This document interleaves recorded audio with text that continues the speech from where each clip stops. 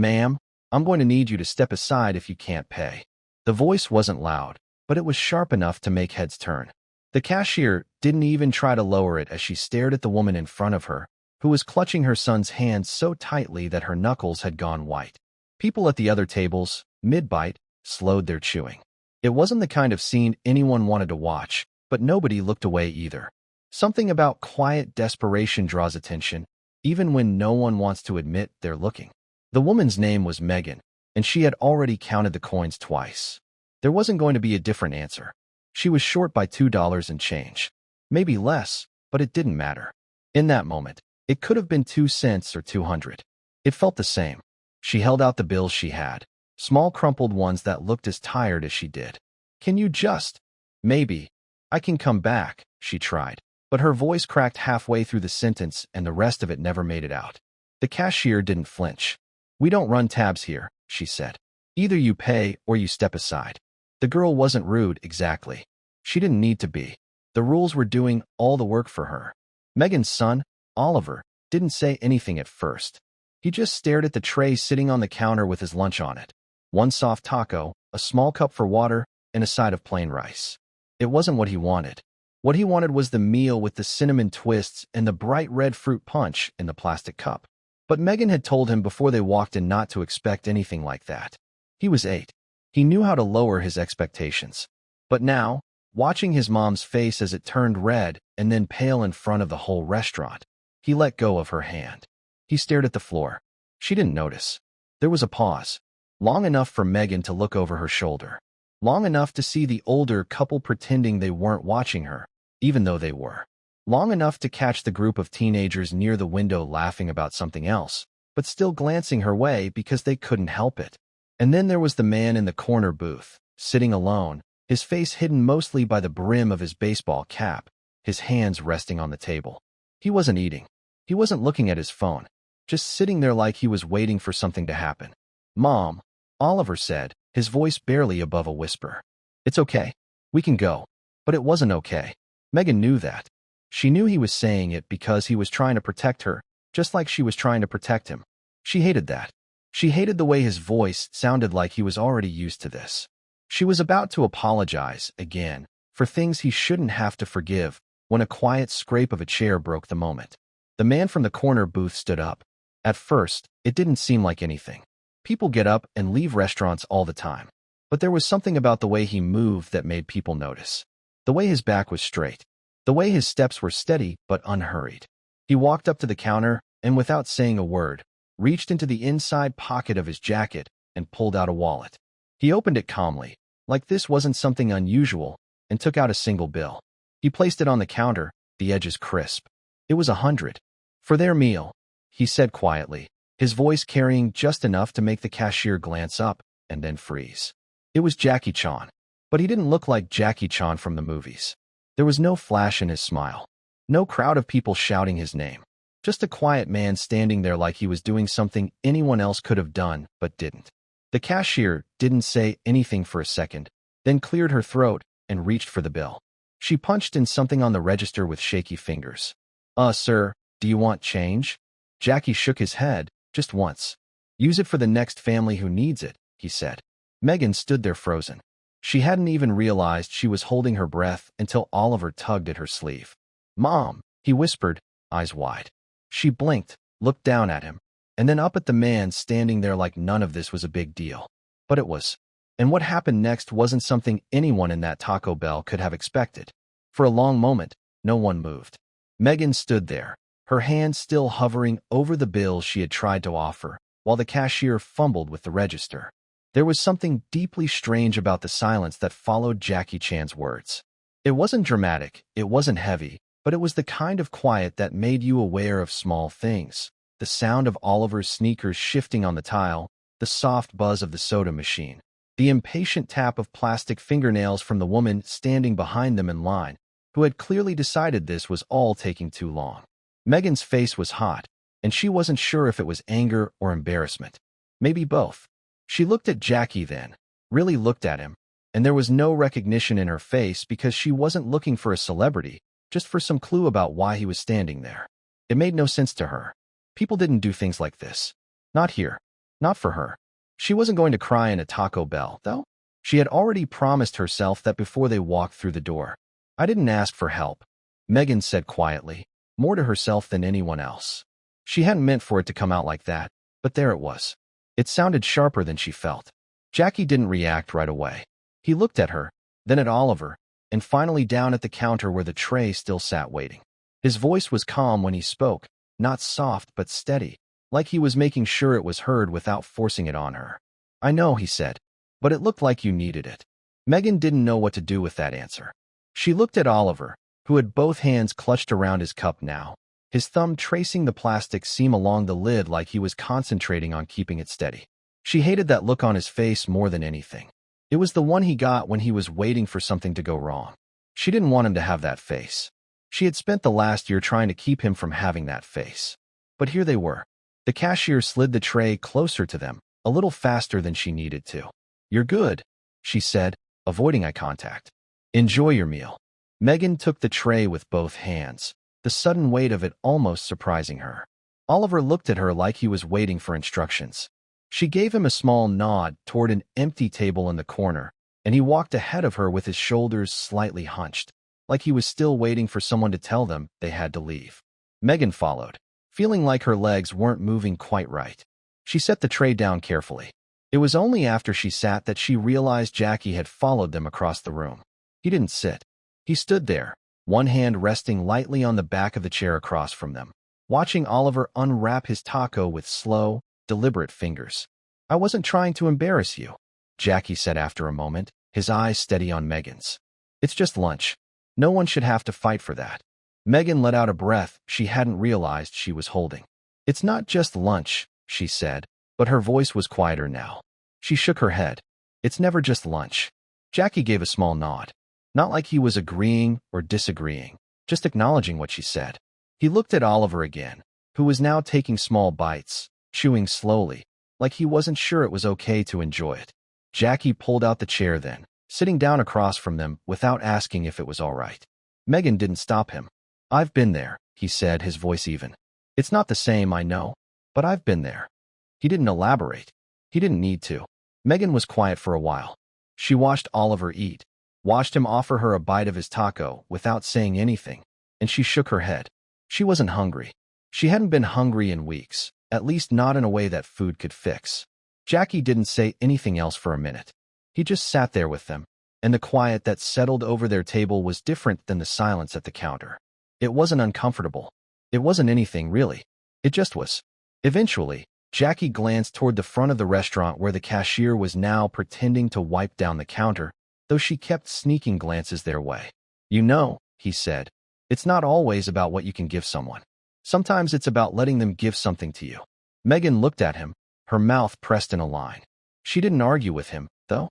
She just watched as he stood up again, like the conversation had ended on its own. He placed a hand on Oliver's shoulder for the briefest moment. No words, no big gesture. And then he turned to leave. Megan followed him with her eyes until he was at the door. Oliver spoke for the first time since they sat down. Mom, he said, keeping his voice low. Was that really Jackie Chan? Megan blinked. Who? Oliver didn't answer. He just smiled a little, a real one this time, and took another bite of his taco. The next few minutes passed in a way Megan couldn't quite process. She sat there, her hands wrapped around a plastic cup of water that she hadn't touched, while Oliver quietly finished his taco without saying much else. Every time she looked at him, he was chewing carefully, focused on the tray in front of him like there was something important about not making a mess, and she realized he was being careful not to make this harder on her. He always was. It was something she had never wanted to teach him, but somehow had.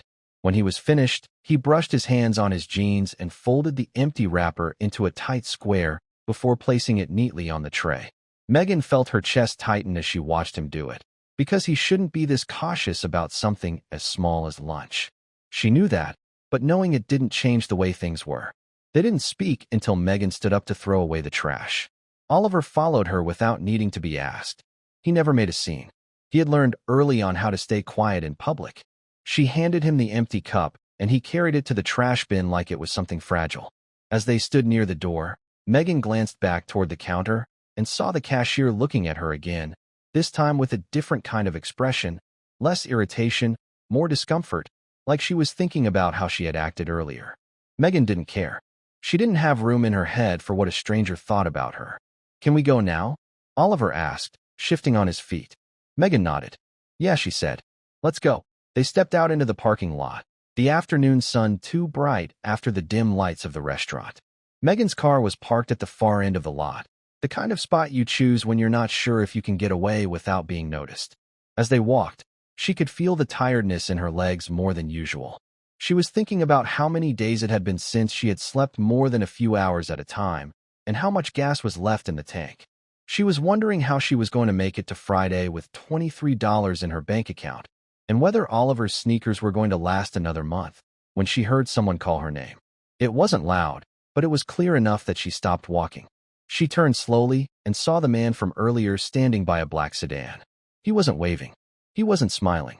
He was just there, waiting, like he knew she would turn around eventually. Megan didn't move right away. She stood there with one hand on Oliver's shoulder, unsure of what to do. Part of her wanted to keep walking, to get in the car and drive away before anything else could happen. The other part of her, the part that was always weighing the risk of every decision, stood still. She looked down at Oliver. He wasn't afraid. He was curious, but not worried. That was enough. "Stay here for a second," she told him. He nodded, sitting down on the curb like it was something they did all the time. She walked toward Jackie slowly, her hands in her pockets. "You forgot something?" she asked when she was close enough that she didn't have to raise her voice. "No," he said, "but I thought maybe you could use something." Megan let out a breath. "I'm not a charity case." "I didn't say you were." She glanced back at Oliver sitting on the curb, swinging his legs. "I don't want him thinking this is normal," she said. "That strangers help you when things get bad. That someone's going to show up and fix it." Jackie was quiet for a moment. "He doesn't think that," he said. "You don't look like someone who lets people fix things for you." Megan didn't answer right away. She didn't know how. She felt something twist in her stomach, and it wasn't hunger. "What is this?" she asked, her voice low. "What do you want?" Jackie pulled a card from his pocket and held it out to her. It was simple. White, no fancy logos, just a name and a number. "There's a community center on Rosemont," he said. "I work with them sometimes. They need volunteers, but they also run programs. After-school stuff, job placements, things like that." Megan didn't take the card at first. She stared at it like it was some kind of trick. "Why are you doing this?" she asked. Jackie shrugged. "Because someone did it for me once," he said. "Because it makes sense." Megan took the card, finally, but she didn't look at it. She slid it into her pocket without thinking about it. "I'm not making promises," she said. "Didn't ask for any," Jackie said. Megan nodded once. She turned to go, and after a few steps, she heard him speak again. "It's a hard thing," he said. "Trying to do it all alone." She didn't turn around. "It's harder asking for help," she said. "Doesn't have to be," he said, but she was already walking away. By the time she reached the car, Oliver was standing up, brushing dirt off his jeans. He looked at her, then over her shoulder, but Jackie was already getting into his car. Megan unlocked the door, and they both climbed in. She started the engine, but didn't pull out of the space right away. Oliver watched her. "Are we going to the center?" he asked. "Not today," Megan said. "But maybe," he asked. She looked at him then, and his face was serious in a way that made her feel tired all over again. "Maybe," she said. Megan didn't sleep that night. She lay in bed staring at the ceiling, her arms crossed over her chest, and listened to the faint hum of the refrigerator cycling on and off in the next room. Oliver had fallen asleep on the couch a few hours after they got home. He had been quiet the rest of the day, spending most of his time drawing dinosaurs on loose sheets of paper he found in the bottom of her bag. Megan had made him a sandwich for dinner, but she hadn't eaten anything herself. It wasn't intentional. She just didn't think about it. Her stomach felt numb.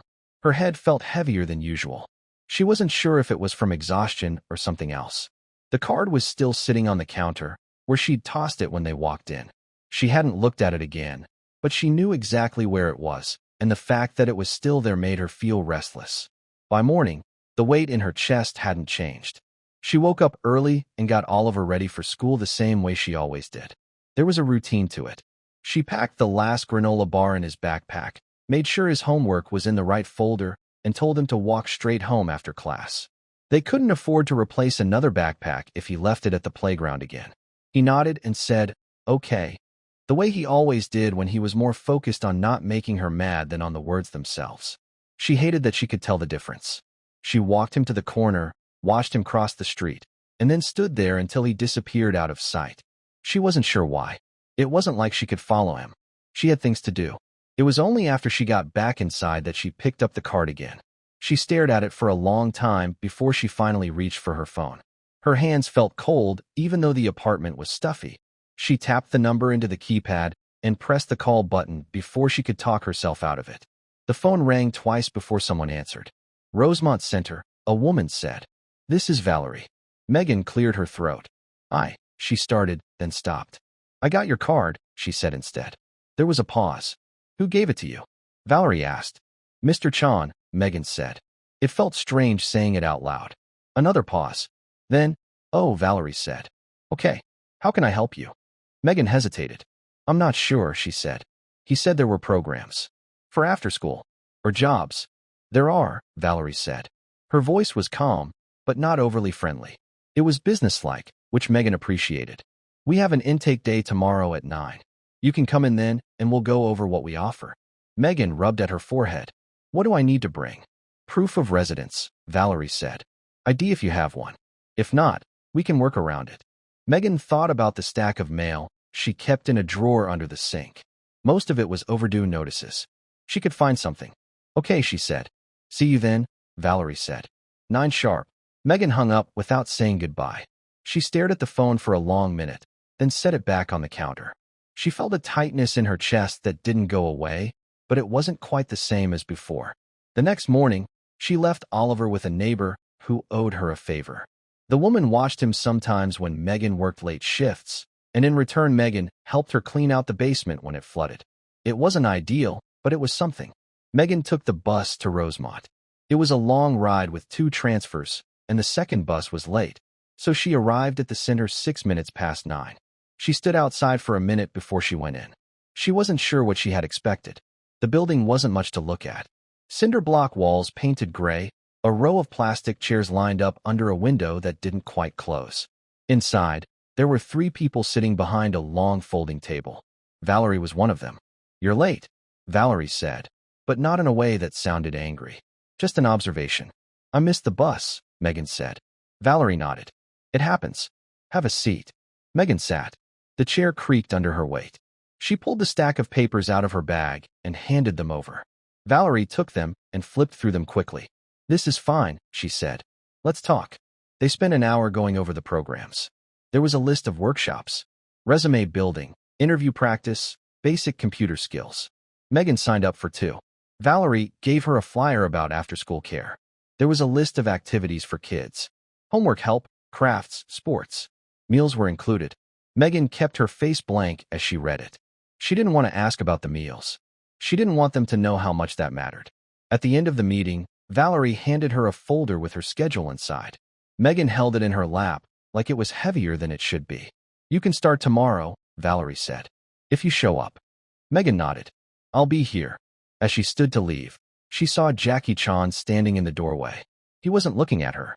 He was talking to someone else, smiling, holding the door open for an older woman with a cane. Megan watched for a second longer than she meant to. Then she turned and walked out. The next few weeks passed without anything dramatic happening, which Megan found unsettling in a way she didn't expect. She went to the center every Tuesday and Thursday, arriving 10 minutes early and leaving as soon as the sessions were done. She never stayed for the free coffee afterward, never joined the small groups chatting by the bulletin board about job fairs or childcare subsidies. Valerie was efficient. She gave clear instructions and didn't waste time with small talk. Megan appreciated that more than she let on. She found herself following every rule, filling out every form, making sure she was always where she was supposed to be. It was easier than thinking too hard about why she was there. Oliver adjusted faster than she did. After school, he went straight to the center's aftercare program, where he worked on his spelling lists and glued together crooked popsicle stick houses that he insisted on bringing home to display on the windowsill. He got along with one of the other boys in the group, a quiet kid named Marcus who liked drawing animals with robot legs. The meals they served were simple: rice, beans, sandwiches, but Oliver always ate like he hadn't had lunch. Megan never asked if he had. It was easier that way. It was on a Wednesday, 3 weeks after that first intake meeting, that Megan saw Jackie-chan again. She had just finished helping sort boxes in one of the storage rooms when Valerie asked her to bring a clipboard to the main office. Megan didn't question it. She wiped her hands on her jeans and made her way down the hall, stopping when she saw Jackie standing by the door, talking to a man in a maintenance uniform. His voice was low, but she could hear it from where she stood. "Just replace the lights," Jackie was saying. "No point waiting for someone to trip." The man nodded and walked off. Jackie turned, caught Megan's eye, and gave a small nod. Not a wave, just an acknowledgement. Megan held up the clipboard, unsure why she felt like she needed an excuse to be standing there. "I'm supposed to bring this to Valerie," she said. "She's in the office," Jackie replied. "Go on in." Megan walked past him, feeling his eyes on her as she opened the door. Valerie looked up from her desk. "Leave it there," she said, pointing at the corner of the table. Megan did. She hesitated, then turned to leave, but Jackie had followed her in. Valerie glanced between them. "You two met already," she said. It wasn't a question. Jackie nodded. "At Taco Bell." Megan stared at him for a second. "I don't think you're supposed to tell people that." "I don't mind," Jackie said. Valerie shook her head and went back to her paperwork. "You want to help? You help," she said. "You don't need a speech about it." Jackie smiled, but Megan didn't. She waited, unsure if there was more to the conversation. Jackie didn't say anything else. Megan left without another word. The next day, she stayed late after her workshop. Oliver was playing soccer in the back lot with Marcus and two other kids. Megan watched from the doorway, her arms crossed, pretending she was just waiting for him to finish. Jackie walked up beside her a few minutes later. She noticed him because he wasn't quiet about it. His steps were steady on the cracked concrete, and he didn't act like he was trying to surprise her. "They're pretty good," he said, nodding toward the kids. "They don't keep score," Megan said. "Not everything has to be about winning," Jackie said. Megan didn't answer. She wasn't sure she agreed. She watched Oliver run after the ball, laughing when Marcus kicked it too hard and it bounced into the street. One of the volunteers ran after it. Megan looked down at her shoes. "You didn't have to come here," Jackie said. "I know," Megan said. "But you did," he said. Megan shrugged. "I didn't want to," she said. "But it's better than waiting for something to get worse." Jackie nodded. "Sometimes that's enough." They stood there a while longer. Megan didn't ask why he was there every time she was. She figured he had his reasons. It wasn't her business. On Saturday, Megan took Oliver to the park. He had been asking for weeks, and she had finally found the time and the energy to say yes. They sat on a bench eating peanut butter sandwiches, watching a group of kids climb the jungle gym. Megan felt her phone buzz in her pocket and pulled it out. A text from Valerie. "Orientation for weekend staff starts Monday at 9. Interested?" Megan stared at the screen for a long time. She didn't type anything back right away. She watched Oliver licking peanut butter from his fingers, kicking his feet against the dirt. She thought about the last month. She thought about how she hadn't borrowed money in 3 weeks. She thought about how she hadn't cried since the day at Taco Bell. She typed one word and hit send. "Yes,"